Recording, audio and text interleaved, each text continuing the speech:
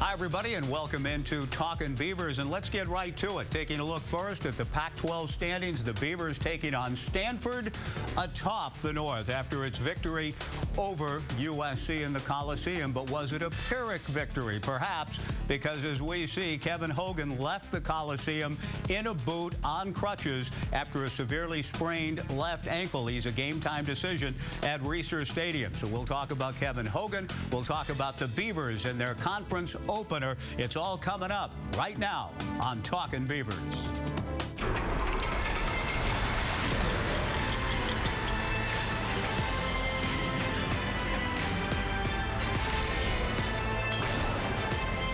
Talkin Beavers is presented by Wilson Motors.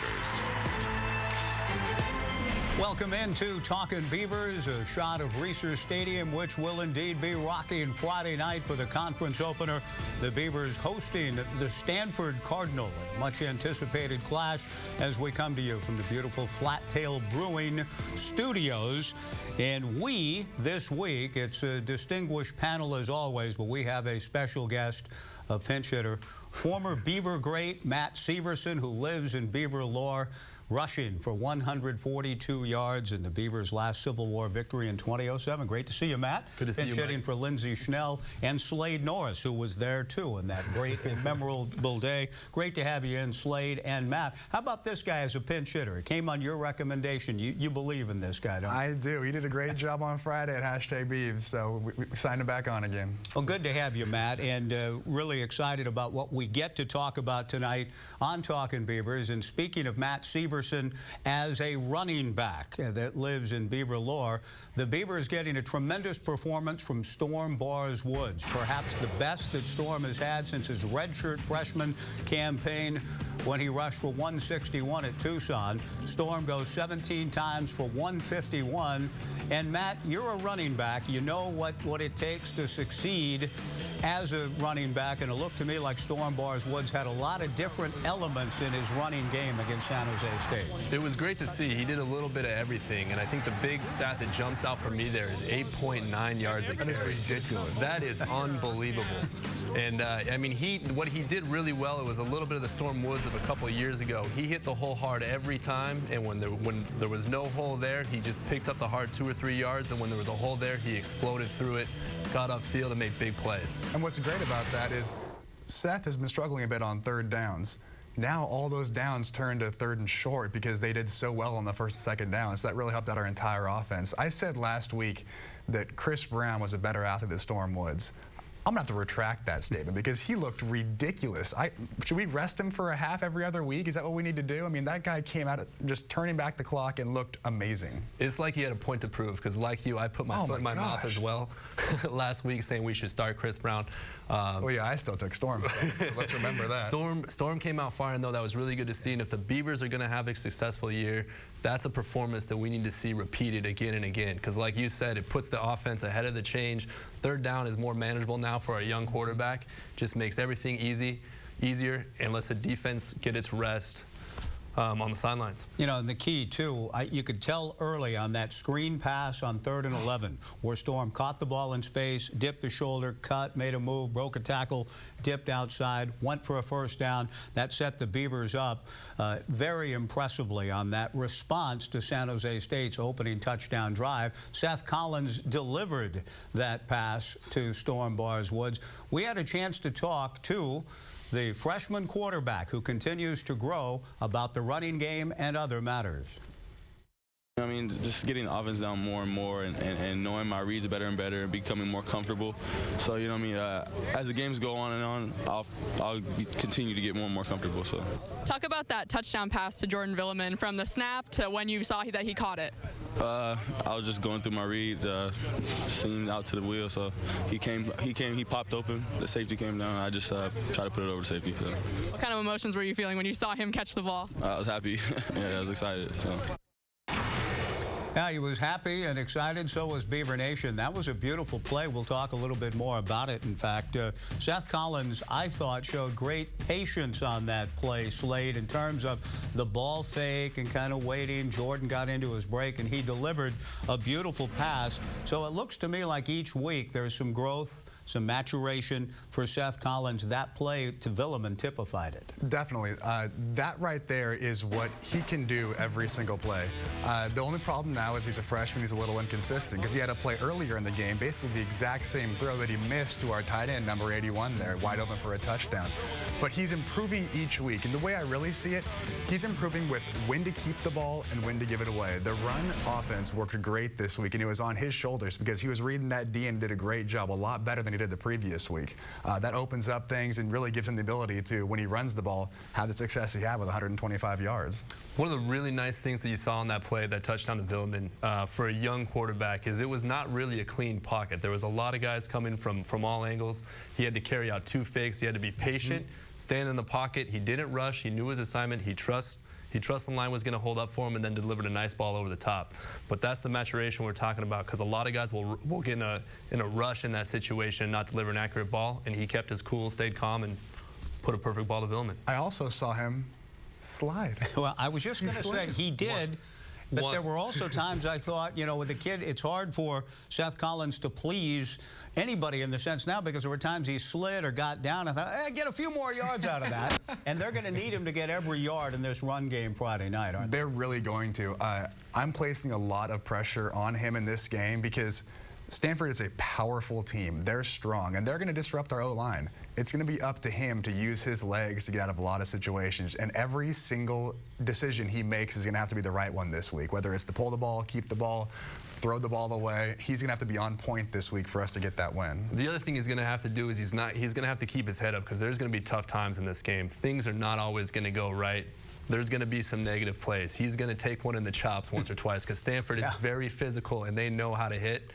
He's just got to stay cool under the pressure, keep his head on right, and just go to the next play and make the next play a better play, keep being positive. Real quick on that point, I'm glad he threw the interception last week, because he knows how to respond from a situation like that in the future. And the Beavers kept responding to adversity early in that game, came from behind 3 different times and ended up winning going away. To win against Stanford, you got to deal with a great offense and a mastermind in David Shaw. But David Shaw has to deal with Hogan or without Kevin Hogan, as we'll find out at game time, with the Beavers and their great third down defense. We'll hear from Kalani Sitake about that and more coming up on Talkin Beavers. First play of the second quarter, Kenny Potter keeps it himself. Not a good decision. Nowhere to run, nowhere to hide. Third down at 5. Gray looking right over the middle. Pressure coming. Put his hand down, then put his knee down. 3rd and 6. Gray looking left. Pressure coming late. Throws late across the middle. Intercepted. Solo. Touchdown. Is that the first time we've seen Kalani smile all day? Everything, everybody, the student section, you know, players getting a little swagger to them, feeling a little confident, and once that gets going, momentum changes for us, and we just get after it, and it's real physical up front. It's just people doing their jobs. You know, when the coach tells us to do something, we do it. And that's basically what we do on third downs, and that's the most important down, because we got to get out. We got to get out on third down, and it's emphasis on practice and also in the game. Some outstanding football players there talking about third down defense. Romo Mengeo, or Mengye, wow, as I'm liking to call him in the 2015 season. And, of course, Kyle Pecco. As it's time for our Les Schwab Quick Fix. Les Schwab doing the right thing since 1952. And the quick fix would really be more for the other teams trying to convert on third down. The Beavers absolutely remarkable in their third down conversions on defense. And teams at Reser Stadium, 1 for 26 through the first 2 games. Just 1 third down conversion. And guys, to me, this is the storyline of the game. Can the Beavers, I don't expect them to go 0 for 13 or 1 for 13 per se. It's a huge number, and it's very big Friday night. You've got to be able to stop them, though, on the first and second down and make that third down a manageable thing for the defense. Because what OSU does so well right now is their blitzing packages. They're mixing up the fronts. There was fronts in that last game where they had basically all the linemen on one side and then just shifted all of them over, and with blitzes coming all over the place. You can't do that, though, on a 3rd and 2. Right. So they have to win the first and second down to where they can send all their guys and try to confuse Stanford's O-line. I think there's 2 things. One, Stanford, what they want you to do, what they want to do, their goal is to wear you down down. They want to have a long, sustained drive. 3 yards every single play, march all the it way down the field and just run it down your throat. So if we can hold them to a first down or two and then get off the field on that third series, on that second series, that's going to be big because that's going to save our defense and prevent Stanford from doing what they want to do.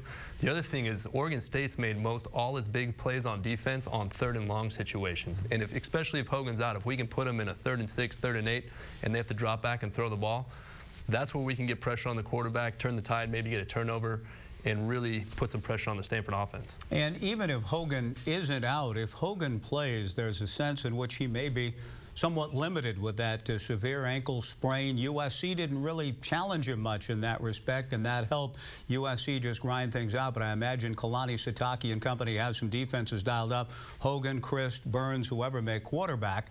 And we may see even more 4-man fronts. The Beavers have been using more of those of late, and head coach Gary Anderson on Monday talked about that fact.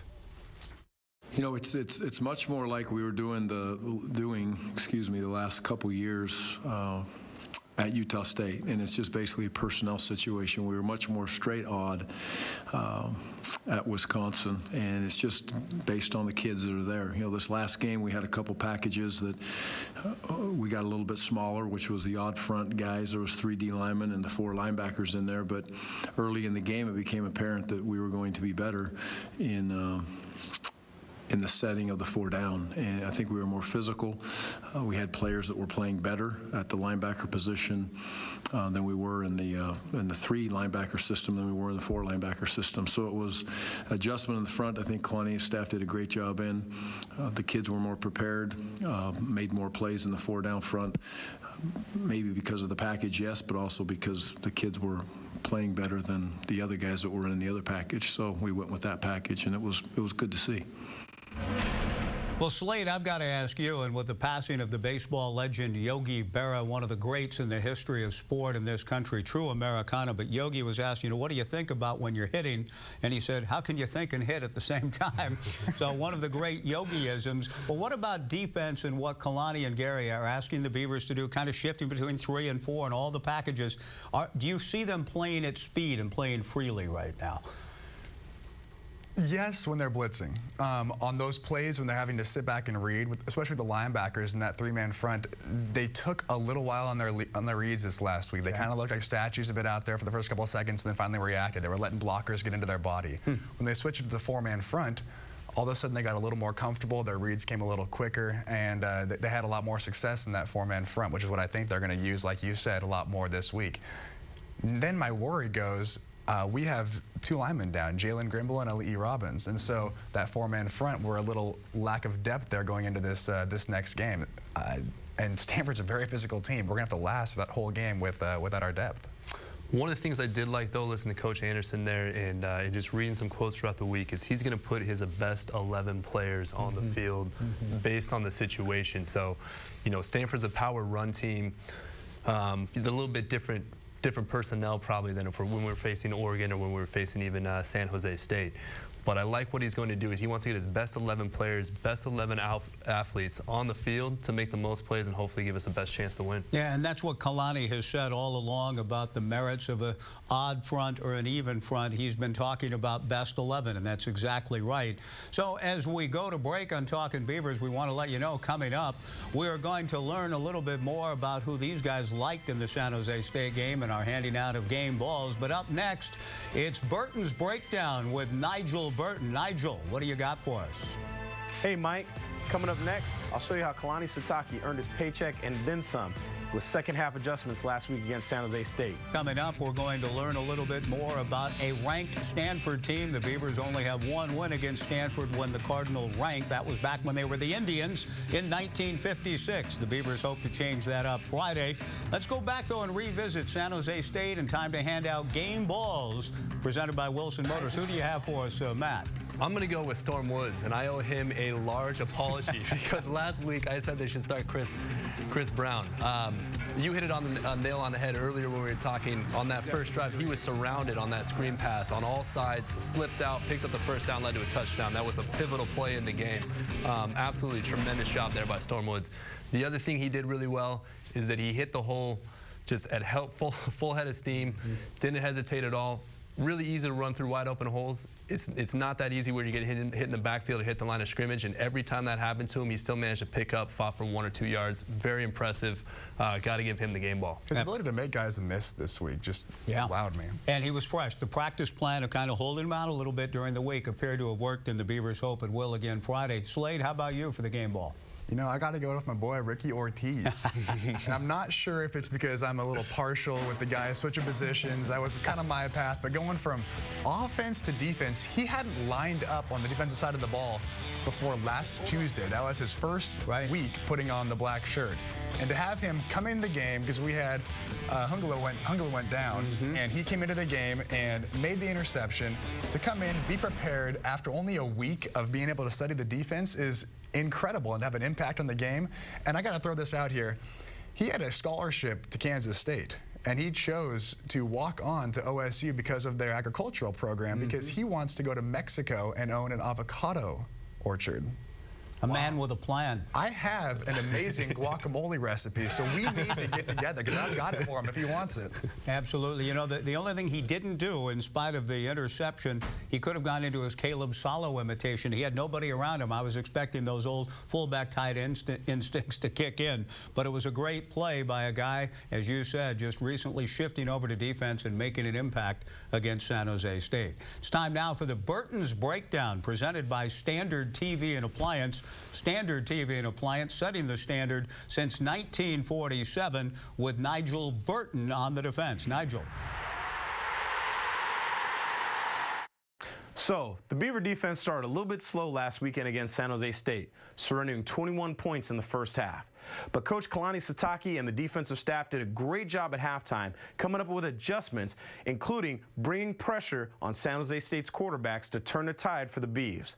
Let's take a look at the In Focus Montopad collaboration that works and see exactly what those guys came up with. Now here, against San Jose State, it's 3rd and 6, critical down.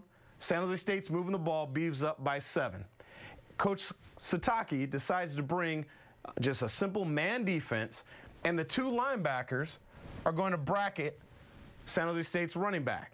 Whichever way he releases, that linebacker will take him in coverage, which leaves the other linebacker to spy San Jose State quarterback Joe Gray because of his running ability. As the play develops, you see Ramel Majeo show up, bring pressure, forces Joe Gray to throw into coverage. A great run back and a critical block springs him for a touchdown Beavs.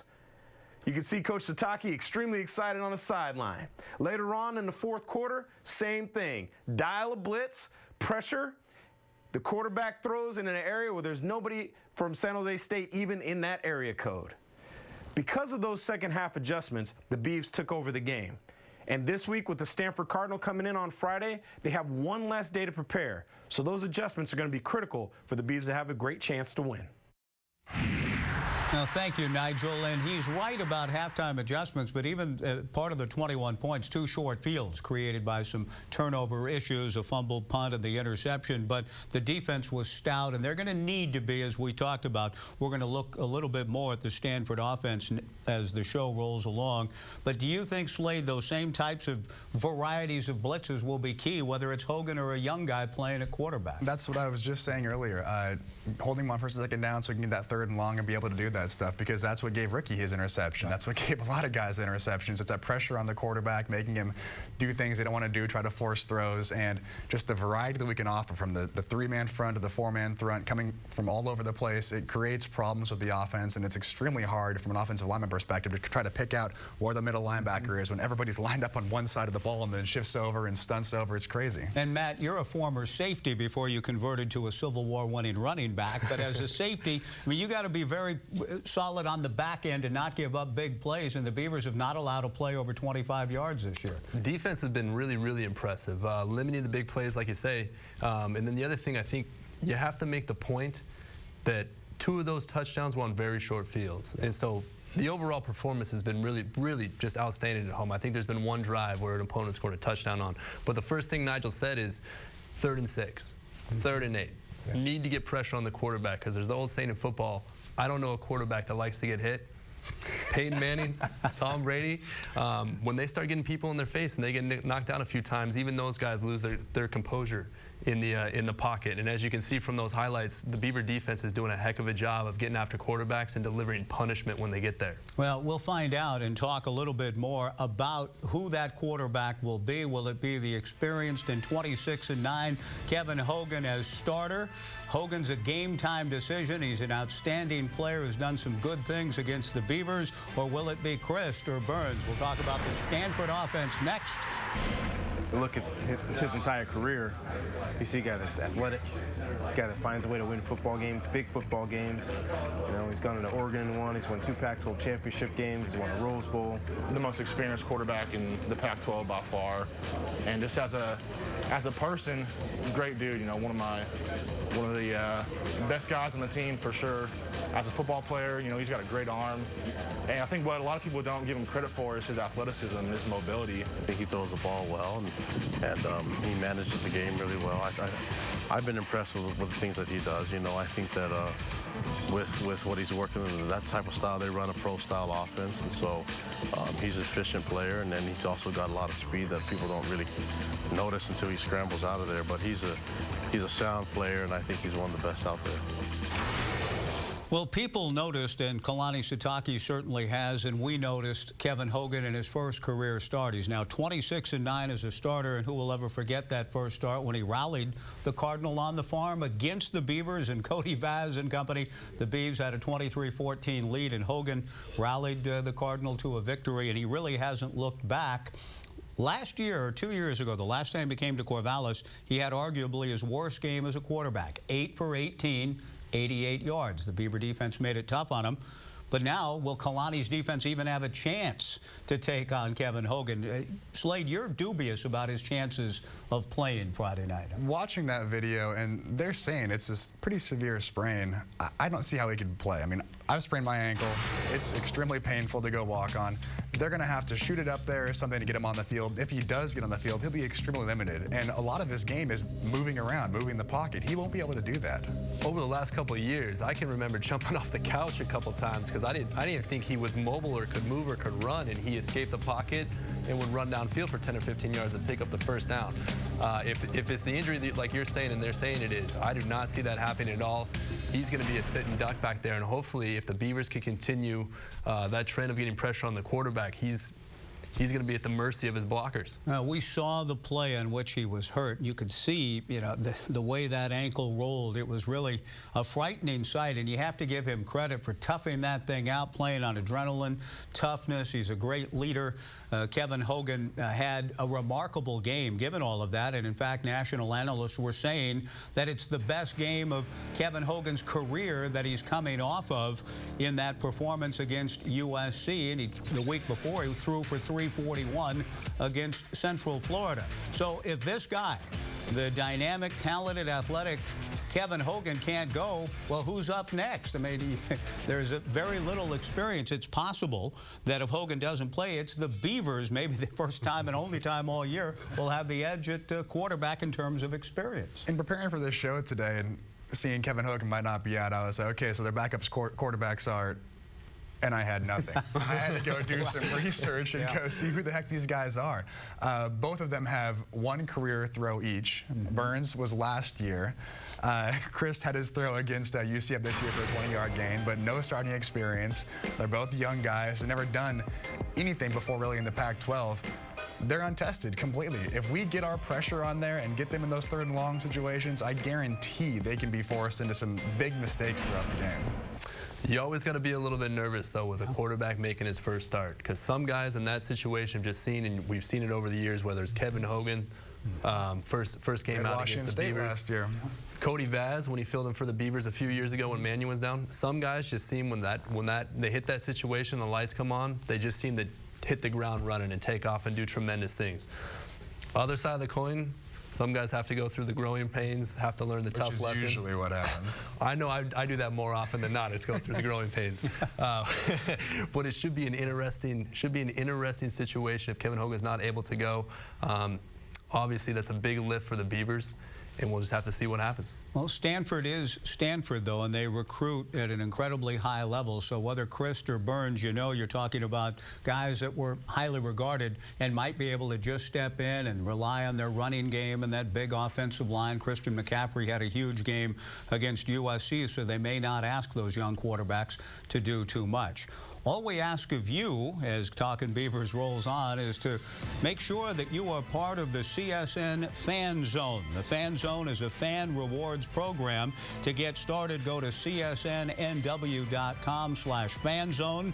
You can earn points for a lot of different types of actions and engagements with CSN online content, and you can make yourself eligible for prizes, including iTunes gift cards and CSN merchandise. It's the CSN Fan Zone. Well, we've talked about the offense. What about these guys on the other side of the ball? Look at the Stanford defense next. The Beavers against one of the best defenses year in and year out. In fact, the Beavers against Stanford over the last 5 years, as we look at their numbers here in 2015, the Beavers have averaged 1.77 yards per rush against the Stanford Cardinal in the 5 consecutive defeats. And some of those games have been very close, very competitive losses. We've referenced on the farm a big game 2 years ago. It came down to the final play with the Beavers with a chance, but they're just not able to run the football, and very few teams can slate against this defense. It could, however, be a little bit easier this week because they lost a guy, linebacker, Kevin Anderson. He's a big part of their defense. Yeah. He's a captain. He leads a lot of their defense. Without him this week, that can make it a little bit easier for us. And a guy filling in, Jesuit High School, Joey Alfieri. Joey will start for the first time, and he's playing ahead of Kevin Anderson. And Joey's mom and dad were both athletes at Oregon State. Joey has a brother and a sister going to Oregon State. So Joey comes in with the Stanford Cardinal gear on, but he's a good football player. And Joey's killing me now because now, Jesuit alumni here, I got to root again. My boy. Yes, you do. He chose the wrong school. Yes, I mean, what's he thinking? Kids these days. Kids these days. Tell you what. But no, in order to beat them, I really think it's going to be in Seth Collins' hands. We haven't had a mobile quarterback against these guys. And guys like Sean, going back there, great arm, but he's just posted as a statue back there and letting these guys tee off on him if they can get by our line. Now with Seth, it gives them a whole other dimension to where they have to rush with their eyes up, and that slows their rush down, that slows down the defense for us, and really gives our offense the ability to get stuff done, which we haven't been able to do before. It is going to be a different look for Stanford going against us this time, and I'm excited to see it. It's not like they haven't seen that scheme before, because they do play Oregon every year, which is like the offense we run now, or very similar to it. But you hit the nail on the head. The last few years with Mannion standing back there, or Cody Vaz even a couple years down on the farm a couple years ago, they were just able to tee off, get upfield and tee off, and you could tell in the third and fourth quarter, Mannion or Vaz was getting a little tired of getting hit, and the throws were getting a little bit more inaccurate as the game went on. This year, hopefully, and like you said earlier, Collins is going to have to know when to give the ball to Woods and when to keep it, because he's actually a lot faster than I thought he was. A couple plays he made last week, he took off like just crazy down the field, and he's going to need to do that a couple times if we're going to be successful this weekend. The opportunities, the creases against that great front are limited, but Storm Bars Wood showing vision last week that gives, I think, some hope for the Beavers in the run game between Storm. Chris Brown is out, but Storm Bars Woods, Damian Haskins, and of course Seth Collins against that stout Stanford front that offensive coordinator Dave Baldwin certainly admires the way they go about their business. They're a well-executed defense. They line up right. They stay in their gaps where they're supposed to. They played solid zone defense, and yet they are very physical up front. That's the surprising thing, that they're as physical as the team that we'll see all year. So big challenges for us on offense. Is it similar to Michigan in the way they're both very physical? You know, they're both very physical. Michigan played a lot of man coverage. This will be a lot more zone coverages. I think this team probably across the board is a better team than we saw at Michigan. Not only they're down, but they're linebackers, and they got a great safety. So I think across the board they're a better defensive team. And what about that as we take a look at this linebacking core? Again, no Kevin Anderson, he's out, so the guy in the middle, as you see on your screen, won't play, but the others are outstanding, including Blake Martinez, who leads the Pac-12 in total tackles. and was a dominant player in the second half, in particular at the Coliseum against USC. So, Slade, in terms of the challenge ahead with those linebackers, even with Anderson out, what's the biggest key in dealing with all of that? You know, it's got to be on Seth, but at the same time, we've got to be able to run the ball. We've got to be able to control the time of possession.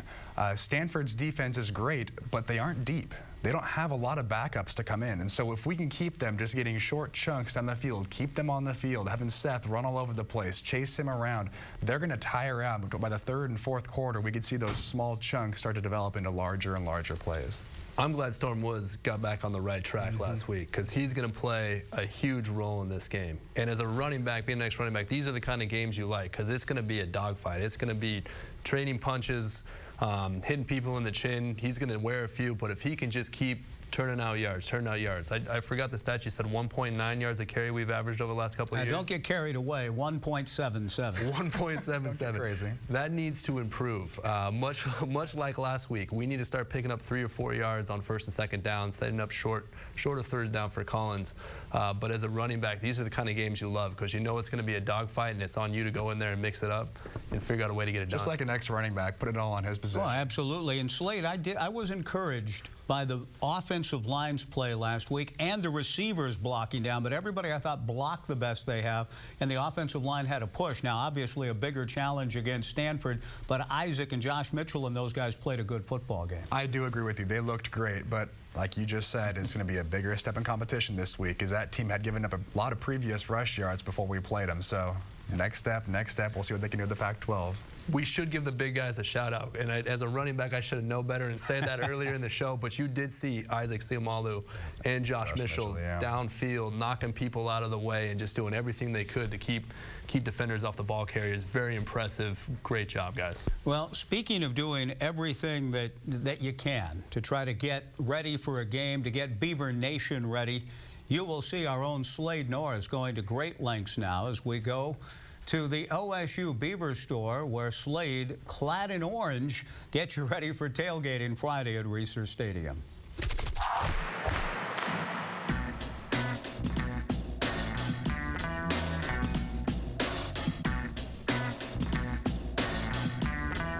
Defensive guys can catch the ball. I'm here at the OSU Beaver store on campus. We're bringing Stanford to our home this week for the first Pac-12 game. Gotta love the home game atmosphere, and that means tailgating. We have everything you guys need for your tailgating accessories. I want to feature the bacon blue cheese wing dip. I'm really hungry right now. That sounds awesome. But you can't have a tailgate without the cars. Steering wheel covers, dice. The cars, we got you covered. And guys, when you're coming to the game, remember, it's an orange out. I want you to guys take a look at these pants I have here. They look great on me, they look great on you too. Come over here, we're gonna show off the drinkware now. Shot glasses, growlers, cups, glasses, wine glasses for the girls. Everything you guys need, including my favorite cup, this little OSU Beaver. You can't break it. It's Slade proof. That's why I love it. Get over here, guys. The OSU Beaver store on campus. Go to the tent. Get everything you need for the game. OSU Beaver store. Fans start here. On the stretch to the left, and he's in. Walks in. Touchdown. He's looking for him.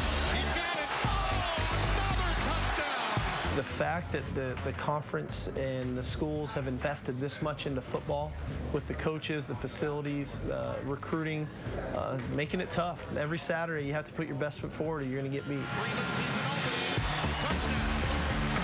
Probably one of the best conferences in America, if not the best. Each team has something different that they bring to the table. And you'll have a team that runs the spread and is on the ball every play and is running the ball down your throat, and then you'll go to a team that throws the ball about 70 times a game. If you're winning in the Pac-12, you're doing something right. Every week it seems like you're playing somebody in a top 25 team. Everybody's beating everybody, and one slip up and you're back to the bottom again. There's so much depth. It's because the coaching in the league is different. You know, people have to score points to win. It's tough to come out of the Pac-12 alive. Anybody can beat anybody on any given week.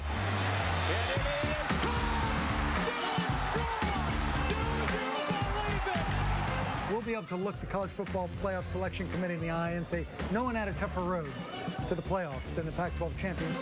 He's got an open receiver. is find a way to win a national championship so people can say that, you know, we have validated all these expectations. Well, all of those coaches and players and the commissioner himself, Larry Scott, at Pac-12 Media Day, and we are now in Pac-12 play. The Beavers in Stanford Friday. Stanford already 1-up after their great victory over USC, and they're in town at Research Stadium Friday night as the Beavers open conference play here at the InFocus Mondo Pad. As the challenge of the Pac-12 gets underway, Slade Norris has a look at whom he considers from 4 to 1 the toughest opponents left in conference on the Beavers schedule. Slade, what do you have for us? We're going to start out with number 4, Arizona. It's going to be a tough game. They got a great quarterback, a great mobile quarterback with Anu Solomon. You see him right here.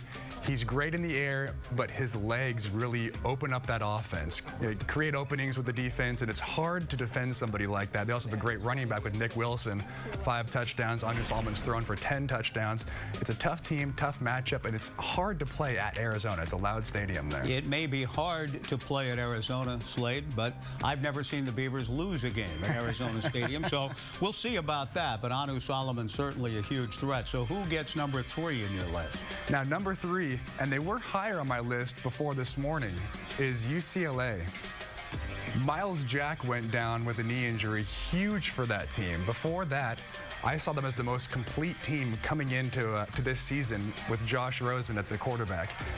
He had a great season so far until BYU last week. 3 interceptions just in that game. Had a rough start as a freshman quarterback, but before that, he looked pretty invincible.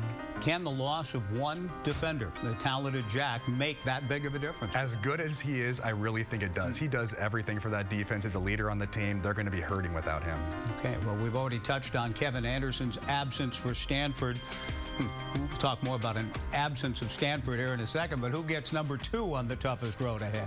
Number 2. See, I see these both now as rivalry games. The number 2 is Utah. Going over to play at Utah, especially Oregon State. These games have been great between the 2 programs so far. A double overtime game last year with that guy right there. Oregon State fans remember him, Devontae Booker. 32 carries, 229 yards, 3 touchdowns. That guy is an absolute beast, and they're an extremely physical team. We didn't handle the physicality of Michigan very well. That's another game that's going to be like that. And they have a little chip on their shoulder. We stole some coaches from them.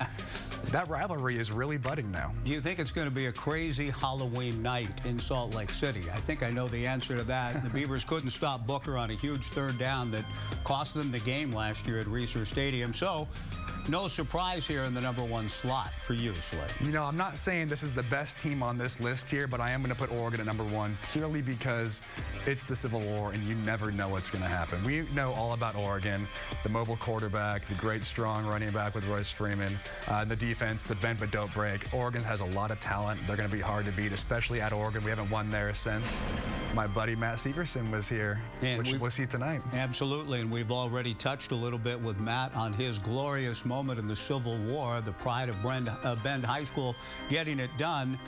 But I see Oregon, I see Utah, I see UCLA, I see Arizona. The Beavers play Stanford, which just beat USC last week, and the Beavers get them Friday. Neither Stanford nor Cal are unbeaten on this list. Now, I'll tell you why. With Stanford, the injuries. Kevin Hogan down. Kevin Anderson down. That's a captain of your offense and a captain of your defense gone. That opens up that game completely. They really rely on those 2 players throughout the game. And so facing them without those 2 players is a benefit for Oregon State. And with Cal, they have to come to me when they win in October and November. They haven't proven success throughout the whole season. They always start decently and then just take a notice after that. They can talk to me when they win a few games later in the season before I put their ranking up there. And I've never seen the Beavers lose at Memorial Stadium in Berkeley either. So there is that. And there also is the fact, as good as Goff is, they did give up 44 to a bit of a suspect Texas team. They did. That defense has always been suspect. The offense keeps them in games. They're supposed to be better this year, but once again, they have to prove it to me before I put them up there. Well, thank you, Slade. Good job on the Mondo Pad. When we come back, we will get Slade Norris's and Matt Severson's final thoughts about the Beavers trying to break through and end a 5-game losing streak against the Stanford Cardinals. We've got a lot more Beaver talk, as it were, to come as the Beavers get ready for Stanford Friday night at Reser Stadium. Of course, Talkin Beavers here every Wednesday, but coming up this week because of the Friday game, Inside the Huddle, 8 p.m. on Thursdays with Gary Anderson. Hashtag Beavers Football also moved up to Thursday with Slade Norris at 8:30. So we've got an hour and a half of full Beaver programming Thursday night, 8 to 9:30. And, of course, CSN Game Day, 9 o'clock Saturday. And they'll be recapping what takes place under the Friday night lights, the Beavers and Stanford Cardinals. Stanford has won 6 of the last 7. They've won 5 in a row. Slade, to change that, is there one thing the Beavers must do against 49 different offensive formations for David Shaw and the Cardinal? I'm glad you brought that up. I think the linebackers have to play an excellent game because with all those 49 different formations, they use a ton of 3 tight end sets, unbalanced sets, and the biggest thing for a defense in those is just to get aligned properly, because if you're aligned, then you can have success with the play, and linebackers have to do that. They control the defense and control that. Also, they use their tight ends a ton. With Austin Hooper and Dalton Schultz, they get a lot of receptions. Our linebackers are going to have to take those guys out and take them down this game. So linebacker play, if it's good, we got to win.